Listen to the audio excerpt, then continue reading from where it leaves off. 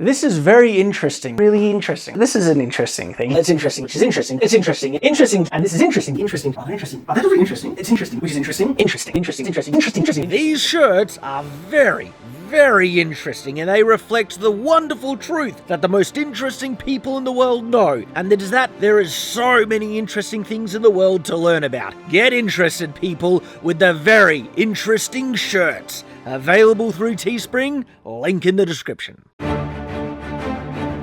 Shadiversity. Greetings, I'm Shad, and one of the things that I love to do on this channel is figure out how proper historical medieval weapons and armor would have been really employed in fantasy-like settings. Oftentimes when people create fantasies and stuff like that, they don't have a deep understanding of how swords or just medieval weapons were used, including armor, in the real historical context, what they were effective for, what they're ineffective for. And because of that, they often prescribe the wrong type of weapons to fantasy creatures in certain settings that would not best suit them for their physical characteristics. And this next video, I want to look at what would be the best medieval weapons, so proper historical weapons, that a person would use if they had magic. So we're looking at wizards and sorcerers. This is interesting because do wizards and sorcerers even need weapons? Well, yes and no, it kind of depends, doesn't it? We certainly see in many fantasies wizards using like weapons. One of the classic, the most archetypal wizard of all fantasy, Gandalf, he uses two. He not only uses a flippin' longsword in one hand, he dual wields it with a staff. If Gandalf can use a weapon, I think any wizard can. Of course, there are restrictions in other fantasies. One of the more other archetypal kind of fantasies is the good old Dungeons and Dragons, and depending on the version that you play, wizards are restricted in types of weapons. I'm most familiar with 3 and 3.5, and I really loved that you could have a wizard use a weapon, you just needed to get the training in it. So there wasn't something magical or weird preventing them from picking up a weapon, though in D&D they do have a restriction on armor. Armor interferes with the precise movements you need to do in using magic, and it created a chance of your spells going completely random if you're wearing armor while casting. And that's a kind of practical reason. I can go along with that, but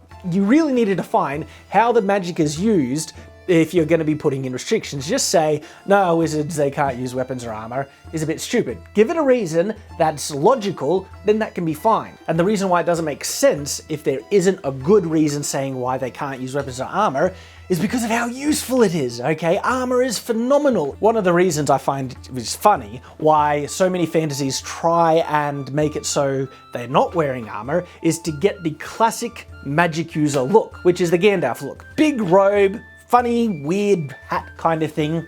But it raises another important question. Why doesn't Gandalf wear the armor? And this go into the fact, how justified was he to intervene? Because Gandalf isn't necessarily a wizard, he's more of a divine or sub-divine being in Lord of the Rings. But still, armor. And if he was going to battle, why isn't he wearing the armor, guys? Seriously. So that's a bit of a no-brainer in my mind, yet to get the visual look, people are always trying to come up with ways that wizards, they can't wear armor, we need them to be wearing robes. And even I've done that in one of the magic systems of my own setting, because I want that visual look. Now, as to the usefulness of weapons, that very much depends on what the magic can do. But saying a wizard would use a sword while he can shoot fireballs from his hand is like saying everyone who uses a handgun would also use a sword as well, and we know that doesn't happen in the modern day. But what we do have in the modern day are bayonets and daggers. Even the modern soldier, okay, they generally do have some type of melee backup in case their ranged weaponry fails, or they run out of ammunition. And that's the other thing. Wizards in fantasies, whether it's in books or role-playing games, generally have a type of ammunition restriction anyway. They run out of magic and they need to replenish somehow,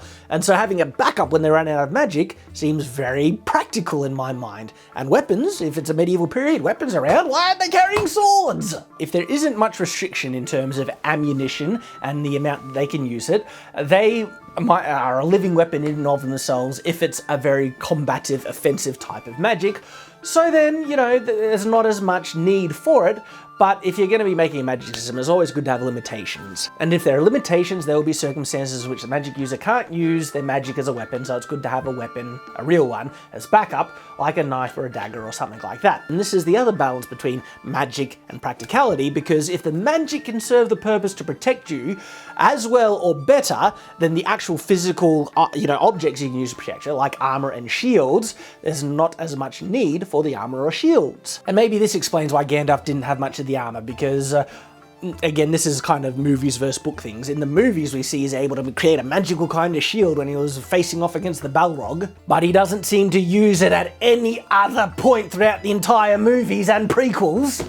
But if you were to compare it to, say, D&D and any other type of magic that has, you only learn so many spells at a certain time, you start off with few and you're able to learn more. And for wizards who haven't learnt, the defensive kind of spell magic and stuff like that, carrying a shield is a really good idea. They need a level of protection, especially if they're facing off other magic users and they're shooting fireballs and stuff like that. Could a shield block a fireball? It depends how destructive the magic is. A lot of the magic systems that exist in fantasy do seem to require the use of at least a hand, if not two, because they are shooting their magic from their hand and their hand is being used to direct where it's going. But if they can use one hand offensively, that gives them a free hand to hold a defensive item. And if they can't do the defensive shieldy thingies, a real shield is great. And you know what's great about a shield is that you can use it all the time. You don't run out of your ammunition or magic reservoir you have to maintain the magical protection. And if the shield doesn't affect your ability to use the magic, you would definitely want a shield. Other circumstances in which a wizard or sorcerer might want the magic is in between spells, like they're casting a spell or something like that and someone grabs them off guard. And especially if they're able to cast the magic and hold the weapon at the same time and someone catches them off guard, it can, depending on, again, on the magic system, your reaction time probably could be a lot quicker with the weapon than, oh, someone attacking me, spell, what spell? I'll use that spell, I need to incanterize it, abracadabra. And then there is the possible combination of magic with a weapon. It seems like wizards can summon swords out of thin air in a lot of magic, so if they can summon a sword out of thin air and use the sword, it kind of implies that they can use a sword and their magic at the same time, so why aren't they using the sword in the first place? Kind of makes me wonder why in Harry Potter they don't use guns. Is it because muggle stuff isn't useful? But guns have proven themselves to be very, very effective. And, when Harry Potter is doing the whole he's facing off with Voldemort and the laser beam thingy and stuff like that. I know he's a minor, it might have been harder for him to get a hold of a gun, but I'm sure Dumbledore probably could got his hands on them, or the Weasleys or whatever. And anyway, they're doing a thing like, because the wands are one-handed stuff, and they're just waving it with one hand. It would be go like, Wingardium Leviosa, bang, bang, bang, bang, bang, Wingardium Leviosa, bang, bang, bang, bang, bang. A gun seems like a good kind of combination with the Harry Potter magic. But maybe guns just aren't effective because plot reasons or whatever. But I'm getting sidetracked, which is a common thing because that's modern weapons. Let's go to medieval weapons in a medieval fantasy setting. Wizards, they tend to travel a lot. They're going on adventures and stuff like that, and so having a good versatile weapon that is good at cutting, good at thrusting. Really, basically, the best weapon that I think would be them if they were after just a backup weapon for self-defense because they're traveling and all that stuff, is the weapon that was used for most predominantly for self-defense in the medieval period, and that is the sword. Not the axe, and not necessarily pole arms, but if we're looking at just a backup weapon that they have, sword would do pretty good. And if they can combine it with magic-y things and separate to a sword, if they need, an offensive hand and stuff like that, a shield would seem to be a better pick over a sword in my opinion, because if their offensive capabilities are covered quite nicely with the magic, but they haven't really covered the defensive things, I reckon having a big shield as your protective item in your hand while you're throwing fireballs off, there, is a good idea. But now let's get to something a bit more inventive, because wizards generally already hold objects in their hands. So instead of adding an additional weapon to the mix, why not weaponize those objects, okay? A wand, as far as I can tell, is generally a stick of wood with some magical thing added into it. Maybe it has magical writing on it, or it's of a magical material in of itself, like, it seems a bit dark, but using a unicorn's horn as a wand, in some fantasies, that's how it needs to be made of a magical material, like the entire wand has to be made out of the bone of a dragon or something. But still, this is a fairly basic object, so why couldn't you add the wand into the construction of a weapon already. You have a haft, generally about that long. Could you combine that with the handle of a sword? And so you're actually, you're holding a wand that is also a sword. It's a wand with a blade attached to it, and a crossguard, and maybe a pommel on the end, and the wand, you make the wand a little bit thicker, and you can thread a tang through it, or something like that. Why do wands have to be a stick? Could you make a wand out of a bit of a bigger stick, and thread a tang through it? If you can do that, you got a swordy wand! That's even better! Straight hafts are used on weapons quite a lot, okay? You have the handle of a sword, but then you just also have full-blown hafts for top-heavy weapons, like axes and warhammers and things like that. Two birds with one stone. Like, if people are really trying to think about, alright, I'm going to be facing combat, I've got this magic thing, I've got a magical item that I use, a 1D stuff, why don't I actually turn this wand into a multi-purpose tool? Something that does more for me than just being a stick that I point and do the magic with. Because what if someone rushes me and I'm shooting at someone and someone else is rushing me, but if this was a sword and I'm shooting and using aha, point, there's a backup kind of thing. And this applies just as much, probably even more so, to the wizard's staff. Because the staff is a staff, okay? You don't need to make it hollow to thread anything through, just attach an axe head to it. And you got a poleaxe or a halberd. Or attach a spearhead, like the variety of types of polearms that exist in the medieval period are everywhere.